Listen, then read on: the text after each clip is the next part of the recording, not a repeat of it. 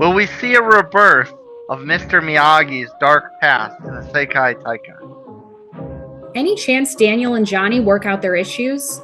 Will Robby and Tory mend their relationship?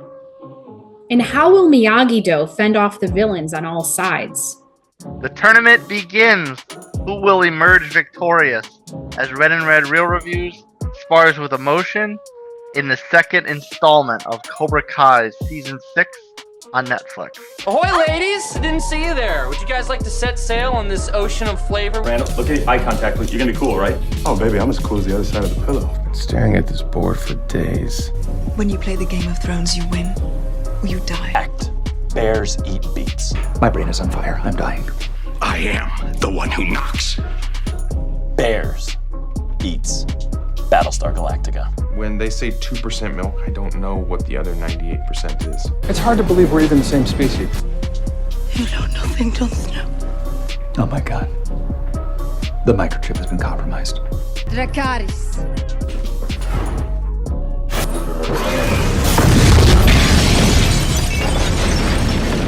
Welcome back.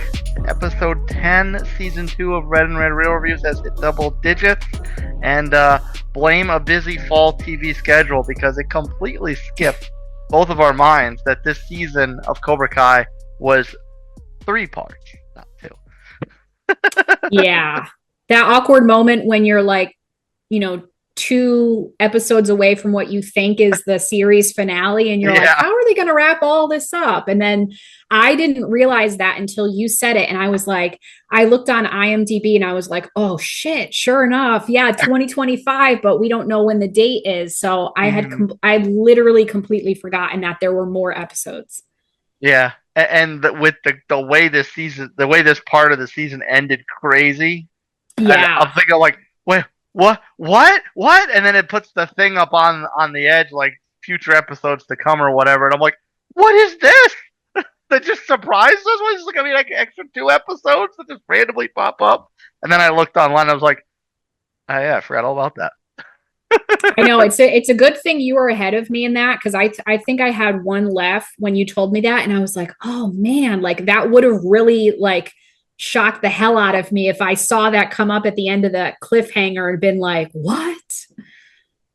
Yeah. I don't want to say sticker shock, but something like that. Shell shock or something. Shell like, shock. Ooh. Yeah. Yeah. But that being said, holy cow, was there ever an adrenaline and emotionally packed way to kick off the Sekai Taikai? This was definitely it. The fights in the tournament turned the notch up to 100. Like, the fights in this show has always been kind of good, but they just went to the moon and back. The fights were legendary, and I had so much fun with it. Like, I was nervous, don't get me wrong, like I was on the edge of my seat, like, oh my god, I hope this person prevails. But at the same time, like, like the thing I love about Cobra Kai is like I could be like kind of rolling my eyes or laughing at the corniness of it. I could be like tearing up because of the emotional moments, and then I could be like having chills from just the crazy things that happen. But with this, like, I love when they're like about to, people are about to fight and they cue the electric guitar, like, nah, nah, nah, nah, and then I'm just like, yeah, it's on. The synth of a guitar. Yeah, like the little electric guitar riff, like it's about to get radical in here.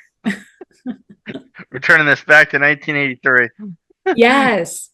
One of the fights was the protect the egg fight, which I guess was the big one to kick off the tournament, with Miyagi-Do and the Iron Dragons and Cobra Kai, and Cobra Kai runs in and they kind of like break off strategy, like, we're just going to go after Miyagi-Do because we hate them and we think they're weak. And it kind of played out the way we probably should have expected, because Miyagi-Do was very fractured at that point in time.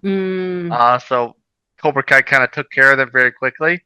But then the Iron Dragons are standing there with, Cobra Kai is like, well, we lost 2 people, or 3 people, but there's still, or well, 2 people, there's still 3 of us left, and they've got their whole team.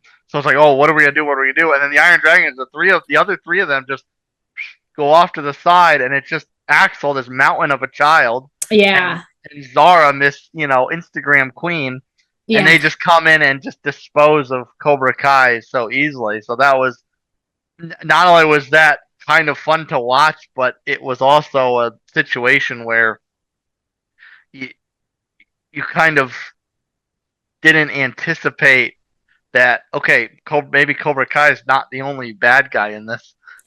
Yeah, well, that's when you start to realize that there are so many more dojos to contend with. Like Yeah, that ain't the half of it. You have like the Russian dojo, you have the Irish dojo that I think Sam and maybe it's who is Tory. oh, with the orange jumpsuit, Yeah. the orange Yeah, tees, well, I should say. it's the Irish flag. Yeah. Yeah, that was Sam definitely had a rival with one of them because of the fight. Yeah, I want to say though that earlier maybe it was Tori or Zara fought the Irish people too. Like that when Sam fought her at the end, the Irish chick, that wasn't the first time we saw them. So Yeah, yeah, you were kind of introduced to all the different teams in the beginning. and the Mexican dojo too, because somebody calls the one kid the Mexican hawk or whatever they Oh called him. yeah. Yeah, and I don't like. I want to bring this up, and it doesn't necessarily fit into another topic, but Zara's whole like branded thing was kind of like it was funny for me to watch, being like kind of in the influencer circuit the last 2 years, but Yeah. also like I'm kind of watching them like it's so cringy. Like she's so full of herself and bloated from what she does with using the karate as a platform to spread her awareness. Like, oh, I've got my sponsors. I don't show fighters who lose their matches, that sort of thing. Yeah. So it's like you have the competitiveness of her, but like she's also like really pretty. It's like, I'm Yeah, like, why is she not leaning on that? Like her looks as far as this TikTok, Instagram world goes. But yeah, she was a super annoying character all around. another one of the big fights was the elimination platform where Dimitri and Hawk are having this feud. Did that happen after the FaceTime incident? I think it happened after the FaceTime incident. They're at It each was, other's throats, or was it it was hard. before and it was just from MIT? Yeah, I don't know. It was hard for me to because there were so many like rounds and fights, like I would write down in my notes like, you know, I didn't really write down like what the actual premise of the fights were. Like I didn't even go as far to write down like elimination platform or what the actual fight consisted of, but I would just say like what the outcome of the fight was. Tory won against this person, or like who was in the so and so versus so and who won, or who's going on to the next round. Yeah. Well, the thing I found fascinating about the elimination platform was that Miguel had the Miyagi-Dos had just had a terrible, terrible fight. Yeah. Miguel had a great way to close it, but Johnny didn't recognize his performance because everyone else performed so terribly. So on the platform, Johnny picks out the order they're gonna fight. Miguel's our anchor, and they kind of are still a little disorganized up there, because I think Devon takes out another fighter, like sacrificing herself, so she's off the platform as well.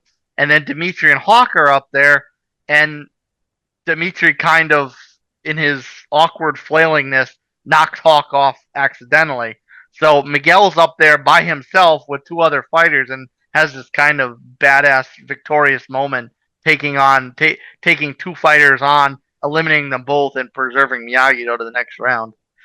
Yeah, that was so that was the one where it was two at a time and they were like knocking them off the platform. And I think weren't Dimitri and Hawk like squabbling, so then like Dimitri like wasn't paying attention and got knocked off or something. I don't know. As a result of their fighting, like that's what got them eliminated.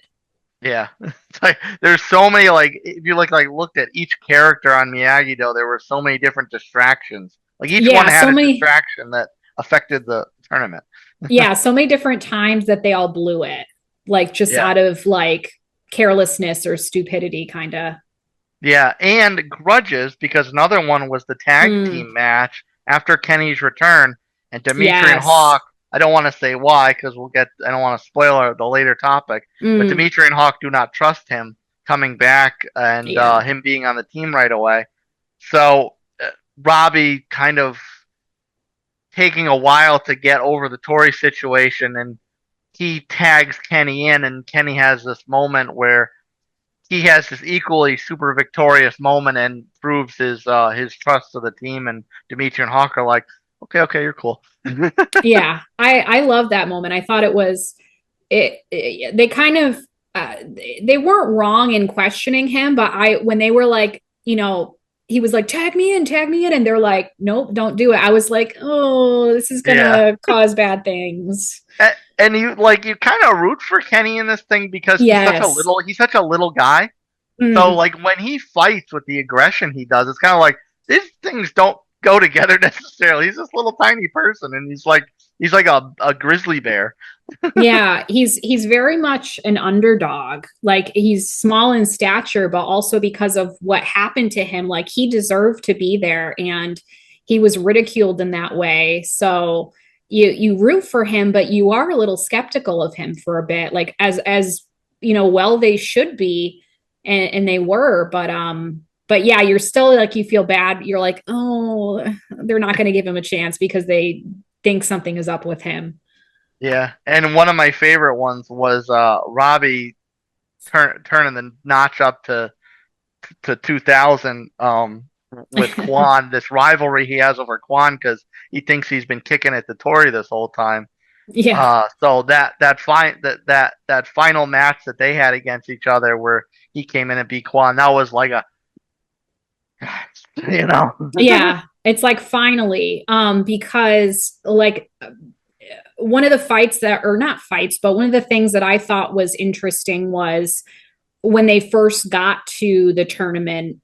The kids are kind of testing their high kicks, kicking that thing on the wall, and so Robby beats the first few people that go, and they're like, wow, and then Quan strolls in and beats Robby. So from the get-go we kind of see that, okay, this guy has the potential to beat Robby because like he's potentially a better fighter, or he has more fine-tuned skills than Robby has. So when Robby finally gets to that moment where he's driven by like emotional rage, then it's kind of a testament to like, no, like that doesn't have to be the case. Like he can be greater.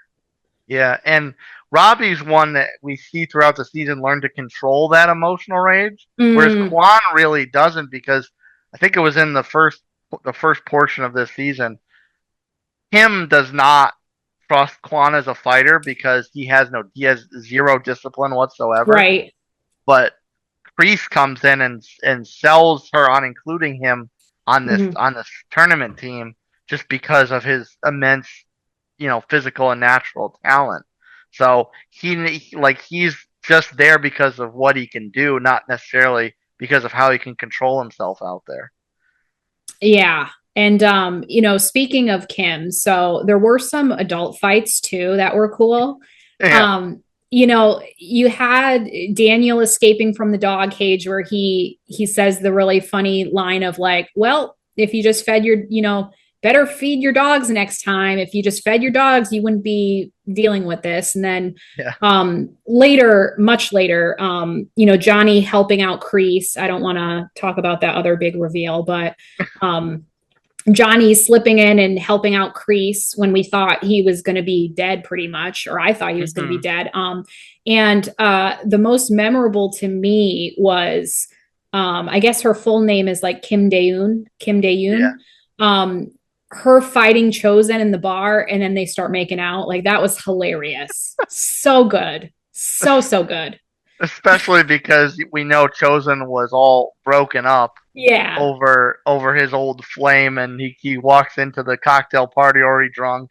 So like having that moment where he kind of sees an equal, and then they wind up in the sack together was pretty Well, funny. you kind of knew it was coming because of the way that they were so like at each other's throats. Like you could see the tension, and you're like you like when they started making out, you're like, I knew this was coming.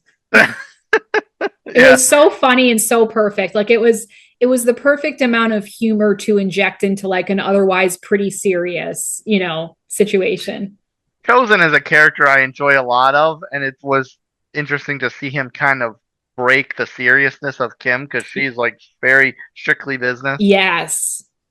To the point where she and Tori even have an interaction later in the season where she says like, "Hey, was it worth it? Sacrificing all this for karate." Yes. So there were a lot of new relationships born, new rivalries born, old relationships that were a bit at tension mended. So I want to talk about the ones that kind of stood out to you. For me, it was like the friendship or it was the foes mending their relationship. Those arcs were more compelling to me than the romantic arcs this season. Just, so you had what I would consider to be like the friendship or foe arcs were Devin Kenny, Dimitri Hawk, Miguel Robby, Johnny Daniel, and like all of those people making up and really understanding each other in the end of it. That was all more important to me than like Robby versus Quan, Tory versus Zara, Axel versus Miguel, and I'll say it, Tory versus Robby. That's my hot take. Like, I will say that I don't care that much about Robby and Tory being together anymore. You know what? Maybe they should take some time apart and like they should kind of just like her mom just died. Like take some time off, girlfriend. Girlfriend. I don't think that's such a bad thing for them to take time apart. They're both, 17, 18, like this is a big time in their life. Like don't rely so hard on on a relationship at this point in your life. Like maybe you need to be by yourself. They were even going back a ways. They were kind of thrust together because Miguel and Sam are like soulmates. Yeah, So well, I also I don't know if I'm reading too much into it, but I still see chemistry between Sam and Robby too at times. And I did see chemistry between Sam and Axel. So I'm kind of questioning as to whether that door has been closed. We see that, especially being the two captains, that Sam and Robby are kind of lumped together in a lot of circumstances because they're meant to like, they're both captains. They're meant to hold it together for the team. So, I mean, you'd see them standing next to each other, looking at each other, really like being in tune with each other. So, I mean, I think the captain thing works because they're both the sensei's children, like blood children. well, true. And I also think like you say, like Sam has a lot of chemistry with a lot of people. Yeah. I think a lot of that is because Sam is the girl next door that every guy wants to be with. So it's easy for Miguel to have chemistry with her, for Robby to have chemistry with her, for Axel to have chemistry with her. She's just a very easy person to kind of develop feelings for. Yeah. And I don't know. I just like I just don't think it's such a bad thing for Tory and Robby to be apart. Like, yes, I guess I get that they feel jealous when they, hear that their ex was with this person, or like I get how you get feelings from that. But yeah, I don't know. For me, like what was touching and moving was all like the friendships arcs. The romantic stuff was just like petty shit, but the friendship stuff was just, there was a lot to it. Like it was a lot more complicated. Like for example, I thought it was really commendable and really adult of Devon to know that she had to apologize to Kenny. Like when she heard he was coming back, like that was the first thing on her mind, was like, I need to call him. And then when he was kind of like, okay, we'll talk about it when I get there, she was just like, okay. Like, and then when he got there, that was like she was just like, yes, I need to talk this out and I need to say what I need to say. Because she felt so horrible about it, that like I thought it was very commendable of her. And then, in that fight at the end, they help each other out. Like I loved that for them. Yeah, that was awesome to see where they're fighting side by side. Yeah. And I think Kenny almost had he probably would have been a lot more furious at her had he not just had it out with Anthony LaRusso. Like because he had in his mind like their playground scrapping has he's convinced that it was Anthony that did the shitting.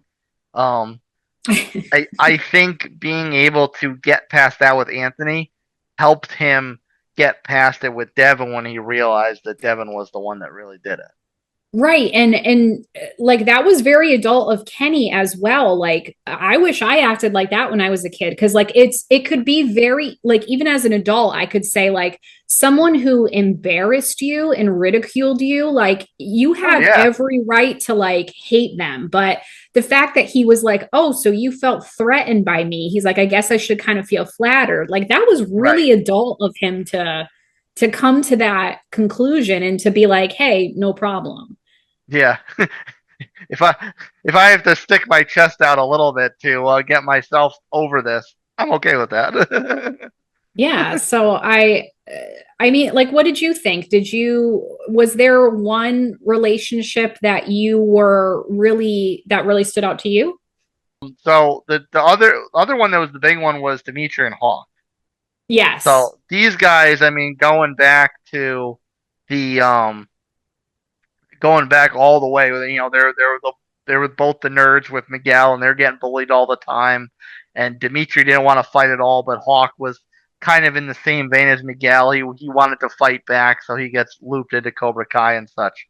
And then Hawk has such a fond place in his heart for karate that he just kind of blows off the MIT thing, and Dimitri holds that against him.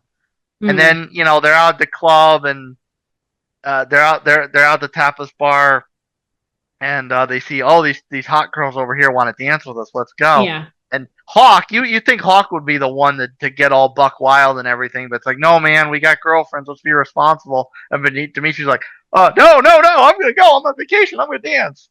So, and then of course, fate befalls them, and I can't remember which one is which girlfriend. Moon is Hawk's girlfriend, right? Yes. Yeah, so she FaceTimes when they're talking. It's like, oh, show me what you're doing. He's like, okay.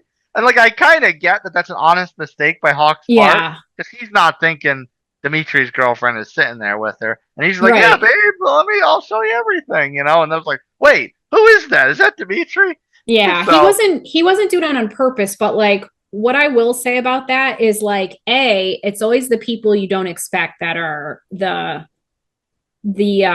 shady guys. I'll say that. And second, like, what did Dimitri expect? Like, if he's going to do that, you know what I mean? Yeah. Like you're just going to you're going to make a bad decision, and then you're going to be mad at someone for something else when you're the one who made the bad decision. For a situation they couldn't control. He wasn't planning on Moon FaceTiming him. Right. So like all he had to say was like, oh, sorry, no, I'm flattered, but I have a girlfriend. I can't. Yeah. Actions have consequences. Exactly. Full stop. Yep. One, we already spent quite a bit of time on Kim and Chosen, so we won't discuss that.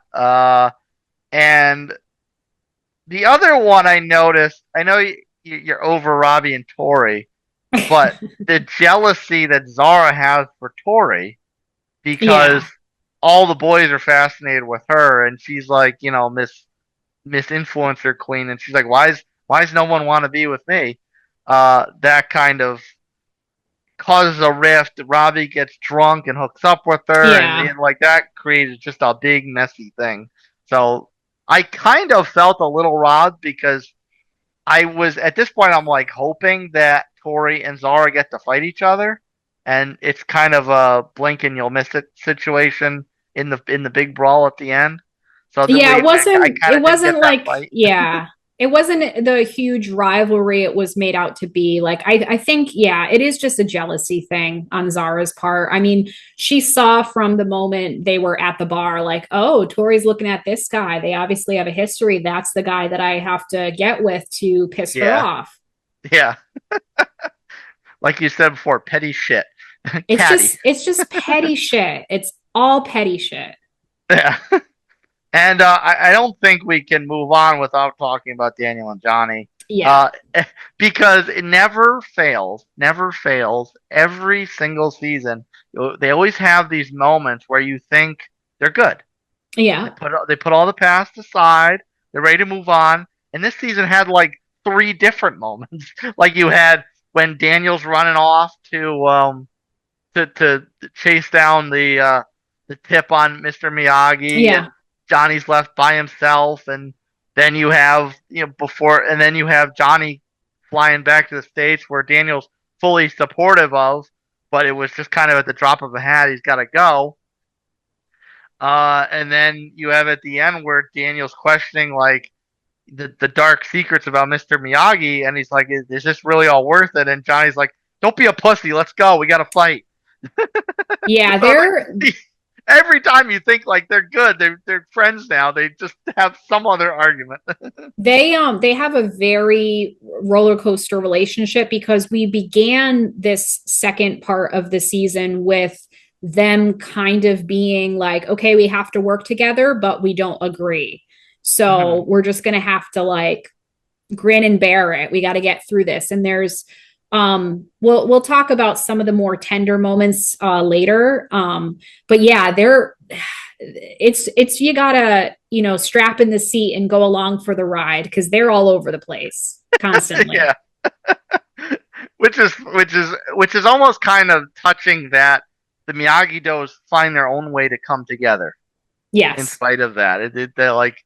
They see how their senseis are always at each other's throat, and they kind of, in spite of that, figure out a way to work together and be kind of a team or a family or whatever. Yeah. Yeah. So, all right. There was obviously a huge cliffhanger at the end of this, but that somehow upstaged the first cliffhanger of this installment, where halfway through, guess who's back? This is after Daniel's kidnapped and fights his way out of the dog cages. And of course, he's blaming Kreese because, of course, it's Kreese. Kreese is the only one there. So they go back, and sure enough, sitting at the hot tub, smoking a stogie, Harry freaking Silver. I know. You know what? I didn't really see it coming, but I probably should have. But yeah, I was like, I probably made an audible gasp when he was sitting there in the hot tub. Like, I was like, yeah. And why is he back? I remembered his first name. I was like, oh, it's Terry. What's his face? I couldn't remember Silver, but they always call him Silver. So I don't know why I didn't remember that part, but I was like, it's the guy. Pointing your, like Harry Potter, pointing at your head with the little lightning bolt. Yeah. I don't know what it is. So, I mean, I feel like they found a way to write him back in just for the pure nostalgia of what the series represents. But they do a little flashback to try and establish some backstory with the tournament because he's off in Bangkok hiding out. His lawyer comes in. He's like, listen, I got the charges dropped because Stingray's not exactly the most reliable witness. And he's sitting there. Yeah, shocker. I know. Amazing. and he's sitting there. He's watching this guy in this brutal cage match to the point like he like throws this death strike at the guy's heart and puts the guy in like cardiac arrest or something. And it turns out to be Sensei Wolf, which is funny because when this portion of the season started, Sensei Wolf's the one that Johnny's having a little spats with at the buffet.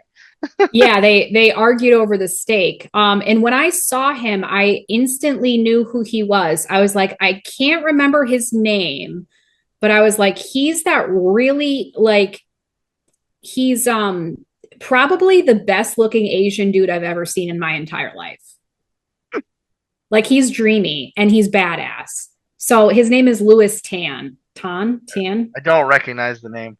He's from oh man, I don't remember when. It might have been like 2019 or 2020, there was a new Mortal Kombat that came out that he was in. Oh, was he? Oh, okay. I missed I'm that not one. I meant sure to what watch else it. he's been in, but he's known for being I think he's known for being a martial artist, I'm pretty sure, like in films. Well, based off what we saw in this one, I would believe that. Between Yeah. the cage fight, and then I think there was a little spat at the end in the brawl, if I'm not mistaken, too. With him and Johnny, right? Yeah, yeah. Yeah. Oh, that's what it was. It was when Johnny's going after Kreese. That's what it was. Yeah, yeah. And this also connects a lot of other dots because when the first time we see the Iron Dragons, when we see Axel and Zara, we don't know who their sensei is, and we don't know what dojo this Sensei Wolf represents. So it all kind of connects the dots with Silver and the Iron Drag. He's funding the Iron Dragons because obviously Cobra Kai is not his deal anymore. And then Sensei Wolf's this guy he plucked out of a cage match to be the sensei. So like it all kind of the dots all connect with this kind of other dojo.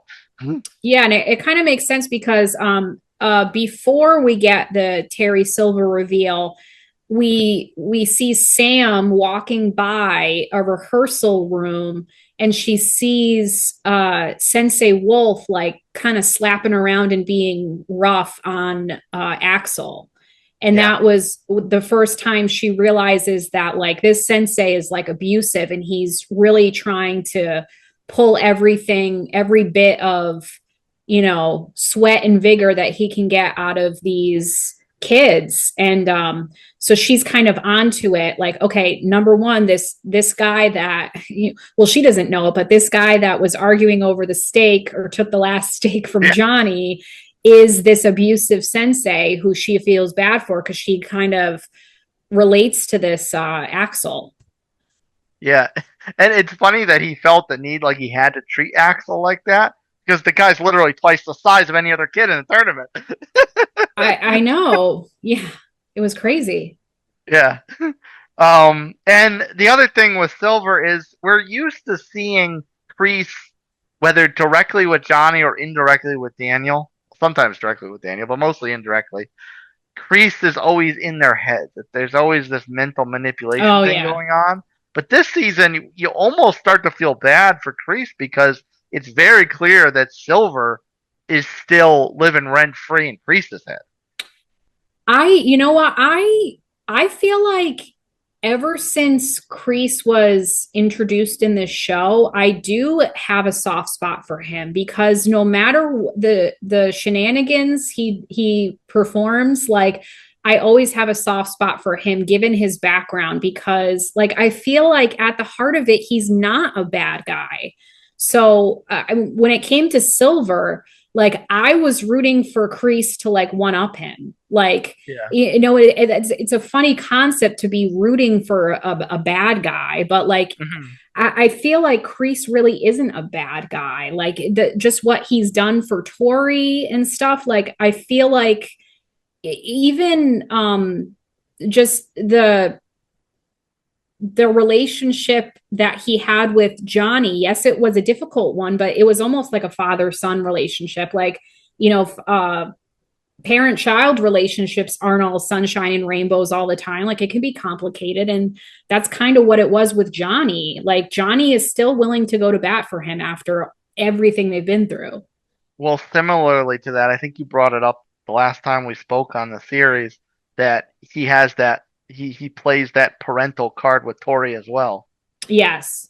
So and that one I kind of like I almost see yes, he's kind of fulfilling this role model role to her, but at the same role model role, but at the same time he's also preying on her weaknesses with with her losing her mother and having to be kind of the breadwinner for lack of a better word in her household. So he's kind of like preying on those insecurities as well because it benefits his dojo, it benefits his legacy. But also like I think he recognizes some of himself in her. Like she kind of had a difficult background a difficult life like he had, and he recognizes that. So he is like, well, I'm going to challenge you to be better and to be something like, and I think, yeah, obviously it comes across as very tough. And like, you could say that some of it is for his gain or could be selfish, but like, Yeah. I think there's a piece of him that's like, you know, yes, I'm going to be rough on her, but I'm doing this for the good of her life as well, even though it doesn't seem like it. Yeah. It's like a sick, twisted way around to do a good thing. Yeah, and like I don't think he's very self-aware. Like I don't Oh, think he's yeah. self-aware of his feelings for Johnny and like how he is like Johnny's mentor. He's like his father almost. Like I don't think he's aware of the role that he plays, and like, but it's just at the end of the day, past all the complications, like he's still going to choose Tory. He's still going to choose Johnny. It's just like he doesn't think that that's what he's doing. And in a weird way, that kind of makes me also feel bad for Daniel, because at least Johnny and even Tory, to an extent, they can resolve that with Kreese. Whether or not they'll Yeah. do it is another story. But Daniel cannot do that with Mr. Miyagi after Right. this dark past and this death in the tournament situation arose. Yeah. So there's a lot of inspirational moments in this one, and the first one I want to talk about here is Miguel. Miguel is the glue on this team. He's furious at Robby. Maybe he's a little resentful over losing the captaincy. And he's also, because he lost the captaincy, he's absolutely enraged by the fact that Robby can't get over Tory and get in Yeah. the right headspace to lead the team and be the fighter he's capable of. So, but because of that, that sparks this kind of uh, lifting up the effect he gives on Robby, where he's like, Yeah. listen, you are a leader, you can do this, look at what you did for Kenny. And he triggers this like big one Miyagi-Do speech in the locker room to band them all together. Yeah, I mean he was a good hype man. I wrote in my notes Miguel hyping up Robby, and yeah, you know, him saying you know, when Robbie's like, "Oh no, I understand that you were the one that should have been captain," like, and Miguel's like, "Listen, that's bullshit." He's like, you know, Robbie's like, I can't do this. And he's like, that's bullshit also. You're going to lead us. He's like the hype man. And then in the locker room, like he's the hype man for the entire team. So like, it's funny that he's not the official captain, but he's kind of serving as the, morale captain or something, like, emotional captain.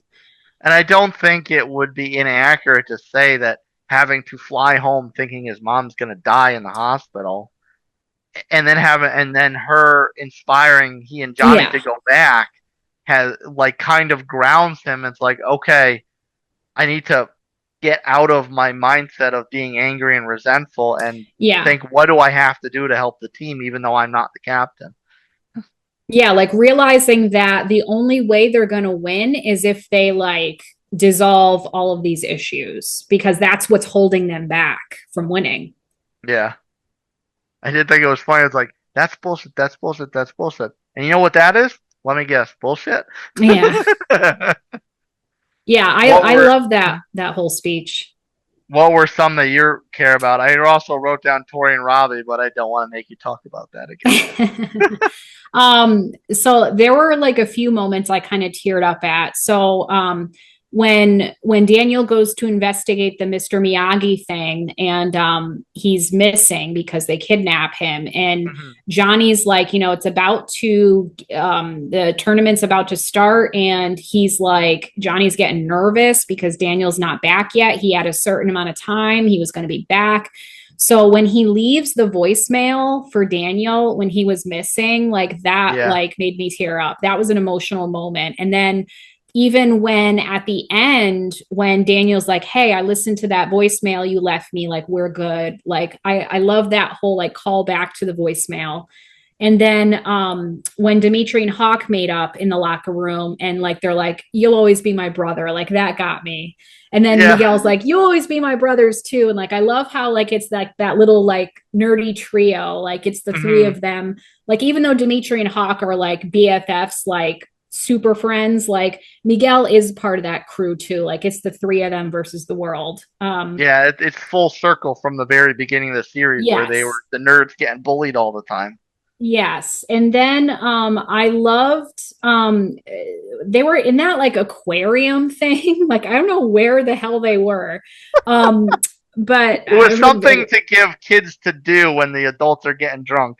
yeah, is that like a part of their hotel? I don't know if they were just like, "Oh, let's sightsee and go to the local aquarium." I don't know why they were there, but when Sam and Devon go and kind of are talking to Tory, and Sam is like, again, I thought this was very adult of her to be like, "I understand why you made the decision that you made, and that's all understandable, but the reason I was hurt is because I thought that we were friends. So like I was really hurt by you doing this and joining Cobra Kai, and like I thought that was a really adult speech, but yeah, because in the first half of the season we saw Sam and Tory having a legit friendship after everything they've been through, like almost wanting to kill each other, and then they were friends for a period of time, so it's like getting away from that, and Sam just kind of saying the unsaid thing of like I thought we were friends. Yeah, that was Johnny's pillow fight party or whatever he was calling it. That was so good. So good. And even like there was a point when they first got to the tournament where Sam says to Tori, um, just so you know, when we meet on the mat, I'm not gonna hesitate. And Tori's like, well, maybe it won't come to that. And Sam's like, come on, we're gonna Yeah. fight each other. Yeah. I will say though, with the voicemail thing, I found I think what really set that into overdrive from an emotional standpoint is the fact that it's Johnny giving good advice to Devon, like and I don't like the accountability thing, which I can't remember if she had told him about the Kenny situation or it was No, something she implied. just She told him did in tell that him. Okay. conversation. Yeah. Yeah. So like that triggers this kind of mentoral feeling for Johnny to be like, people need to take accountability for their actions, and you make mistakes. Like I've made more mistakes than I can count, or whatever he said, and that triggered her to initiate the whole forgiveness arc with Kenny. Um, so and I think that because Johnny had that moment with her, that's what triggered him to call Daniel. Yeah, because it was right after that. And I should have written that down because I like even in the last season, like I love the mentor, like kind of father-daughter relationship between Devon and Johnny. Like it's never creepy. It's just like and it's I love the fact that I did like when they got the call about Carmen having issues or something, I was like, oh no, because I'm picturing in my mind like they're supposed to have a baby girl. So I'm like, like he just, Johnny has it in the bag. The way he like looks after Devon and talks to her, I'm like, oh my God, he'd be like the best father of like a little girl. So I was like a little worried about that in that moment, but yeah, that you're right. I mean, that's right before he leaves the voicemail. So that kind of puts him in that mode of like, I said that I never wanted you to come back, but like I didn't mean it. Like, Yeah, I need you. yeah. And like you can tell it's hard for him to say that. And like, Johnny, he just, he wants to come across as a tough guy. He doesn't want to be like portraying that he has feelings. It's tough for him to be emotional like that, but I love when he's emotional like that. Yeah. All right. I think we've waited long enough. We have to talk about this ending. And this is like a two-part question because it's not just the final moment with Kwan, but it's also just the fight itself. This chaotic thing, all for a bunch of Russian roid heads. And I was in a point where like every time I had to write something down, I would pause it because like I cannot miss anything from this scene. This is such a spectacle on the television. It was pretty insane. They had a little behind the scenes special. It was like 10 or 15 minutes long on Netflix, and they had the stunt coordinators talking, and I believe that scene is the most people that have ever been on screen at one time. Wow, That scene. that's interesting. It and it reminded me of. Did you ever see The Kingsman, the first one? Anyway, Yeah, it's been a while, but it reminded me of the scene in the church I where don't even everyone's remember. going nuts, killing each other, and Colin Firth has to run through and evade everything. And I heard that the historic point to that was that it was all shot. They had to shoot it in one take, which I can't for the life Yeah. of me believe why, like how you do that. But that's really fascinating that this fight scene was the most actors ever at one time. Yeah, I don't know if it's the official record, but that's what the stunt coordinators said. And they said, like, yeah, it was a challenge because everyone on screen is doing something. Like it's Mm-hmm. crazy. Like, even for all these kids, to do all of these stunts, like that's pretty insane. Like, I know that they all have martial arts backgrounds, obviously, or else they wouldn't be on the show. But it's still just crazy that they have to like choreograph and coordinate all this stuff. Yeah, and we got to see like little bits and pieces of all the granular rivalries. I mean, Mm, we got a little bit of Tori and Zara. We got Robbie Kwan Part Two. We got Miguel and Axel, which yep. unfortunately for Miguel went about the same way anyone can imagine. Yeah. We got Sam bailing out Tori in the Zara fight. I think she was even 2-on-1 at that point. Dimitri and Mm, Hawk, which we already hmm. went over fighting side by side in addition to Devon Yep. and Kenny. So like all the we had kind of got all these micro instances of the rivalries and the mended relationships fighting in this one Mm. gigantic sequence. And I don't know how they're going to top that. Like, after having that degree, like, I honestly don't know how they're going to top it with the last episodes. I don't either, especially the way it ended, because if this fight wasn't tremendous enough, we see presumably the first death in the tournament since Mr. Miyagi. At least I would have to assume such. And I feel like unless Axel had this like sleight of hand moment, that had to be an accidental thing because Quan is enraged. He sees Kreese's knife. Now, why he's going after Axel is beyond me. You'd think he'd pick up the knife and go after Robby, Yeah. but he runs after him, and Axel flips him over, and next thing you know, Daniel turns him over, and he's got the knife shoved in the middle of his chest. He's bleeding out all the mat, and you just see all the fighters, like despite all the rivalries, doesn't matter what the rivalry, they all come together, and you realize they're just kids in the tournament because there's all of a sudden this sense of unity over seeing Quan dead on the mat.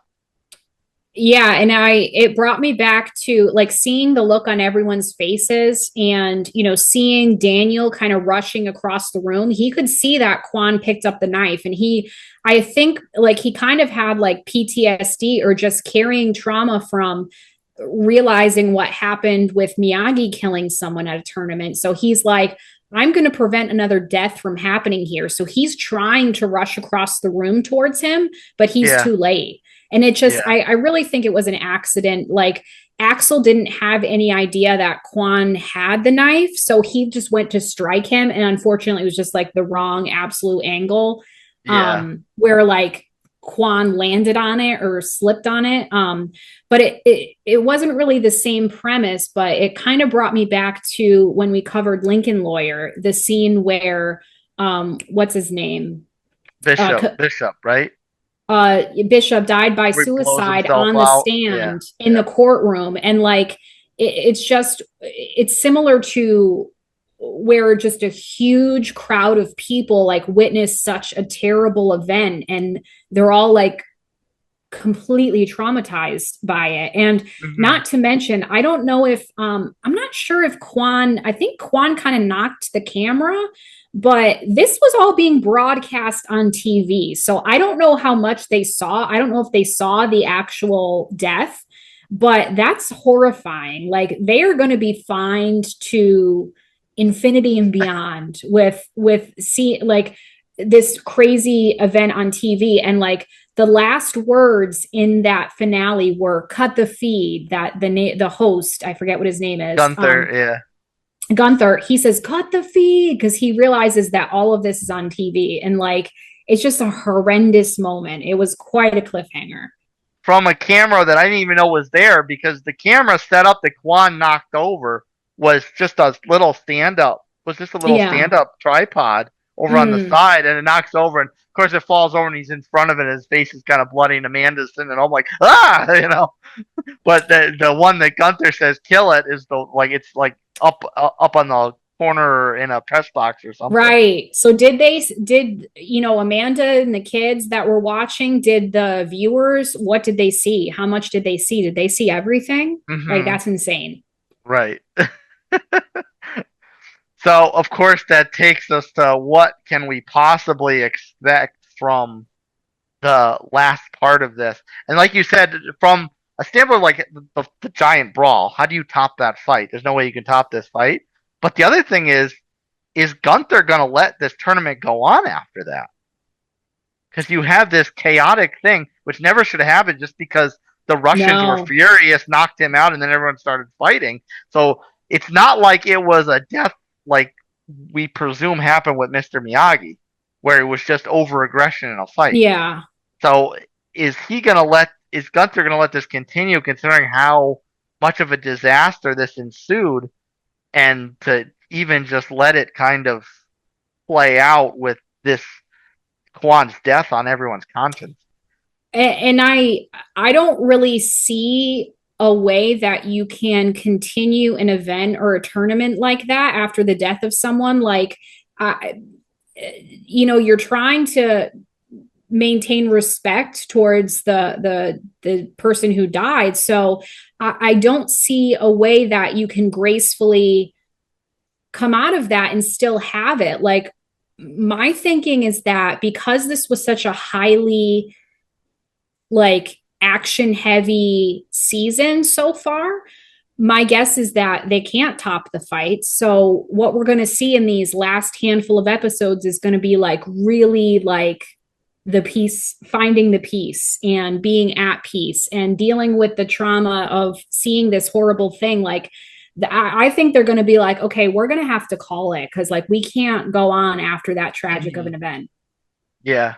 Yeah, and I kind of feel like that, which is completely like, we talk about like, having a Nostradamus moment as far as like I can, like, at one point I thought to myself, Robby and Tory are going to keep their promise to each other and be standing on the podium together as champions. So at a certain point I'm watching this and I'm thinking, this is totally predictable, that's going to happen. But after that was completely the polar opposite of how I thought of how I think the ending's going to be now. Yeah, I don't think it can really go on. Like, I think the event is going to, like, obviously everyone has pretty much made up for the most part, but I think that's going to bond them further together because of this terrible thing they've been through. And, it kind of begs the question for me, Miguel and Robby specifically were relying on, being like the world champion, so that Robby didn't want to go to college, but he was like, oh, I could be on a freaking Wheaties box as a karate. Yeah. Like, he's thinking that he can be famous because of being a world champion. Miguel is like, oh, well, like that would see me, maybe I can get into a good college, or maybe I can build a future off of this championship. So if the tournament doesn't finish, what happens for them after that? What does their future look like? Because they don't have any future plans to carry them through the start of their life. Like, they're about to graduate. So what happens? That's I was just thinking of the relationships to where do those go from there. That's a much better point as far as effect from Quan's death. It's just like a big sort of existential question of like, how is the series going to end with their future, how is their future going to progress and move forward, or is it going to hang in the balance because of what happened? But the only other thing I'll add tied to Quan is the fact that is Axel gonna have some guilt? We know yeah. Axel is kind of messed up already because of how Wolf treats him. So is he gonna have some secondary or tertiary guilt from that, even though it was a freak accident? Is this gonna like carry with him? Oh, of course. He's going to be like, I wish I had known I wouldn't have tried to kick him or strike him. Like he's going to be put through the ringer with that. I know he's going to blame himself and he's going to be a mess. Well, we're not a mess, and don't blame us because we're going to keep going here on Red and Red Real Reviews. If you like our show, please give us a 5-star rating on both Spotify and Apple Podcasts, where you can listen to us on iHeartRadio as well. Or if you want to see the Ginger Glory, stay tuned to YouTube and Rumble as well. Follow her on Instagram at Binge the Ginge, that is dots between the words, and on TikTok at Binge the Ginge, all one word, and myself on both platforms, Nutmeg 2 Palmetto, that is the number 2. Next episode, we will welcome back Dwight Manfredi. Speaking of fun ass-kicking series, we tackle the next one, the long-awaited second installment of another Taylor Sheridan product, Tulsa King, starring Rambo himself, Sylvester Stallone, that just wrapped up on Paramount Plus. So you've got a few days to catch up and let us know when our review drops. Until that very next real review, Ren and Red are signing out. In less than an hour, aircraft from here will join others from around the world. Don't act so surprised, Your Highness. Hey guys, you ready to let the dogs out? What? Do what? No. Try not. Do. Or do not. Because I don't want no scrubs. Let the dogs out, like, who let the dogs out? Who? Who brought this guy along? I can go slow ahead. Come on down and chump some of this shit. One more thing. Do me a favor. Don't go chasing waterfalls. Mankind, that word should have new meaning for all of us today. You're gonna need a bigger boat. Snakes. Why did it have to be snakes? I'll take care, all right? Nothing but love for you. Nothing but love for you. Have any clue what's about to happen to him? Oh, not a chance in hell. Good night. Peace! Smile, you son of a... You did it. You crazy son of a bitch, you did.